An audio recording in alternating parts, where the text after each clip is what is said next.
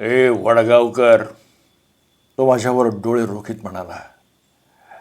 काय तुम्ही इथं अभयारण्य करायचं म्हणतायचा?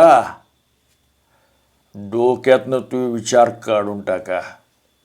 काय अरे गरिबाची मेंढरं चरायची कुठं? आणि तो तरातरा निघून गेला. पाठीमागे वळून त्याच्याकडे पाहायचं मला धाडच झालं नाही. मी चालू लागलो. डोक्यात निराळी विचारचक्र फिरू लागली. हा इसम दरोडेखोर फरारी नव्हे.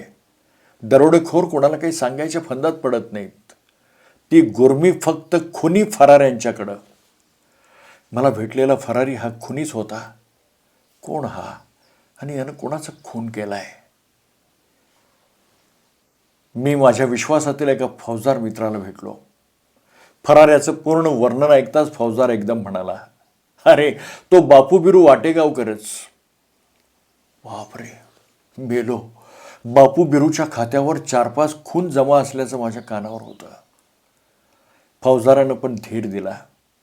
नाही, अरे बापू बिरू असं काही करणार नाही. त्याच्या स्वभावाची माहिती आम्हाला पूर्ण आहे.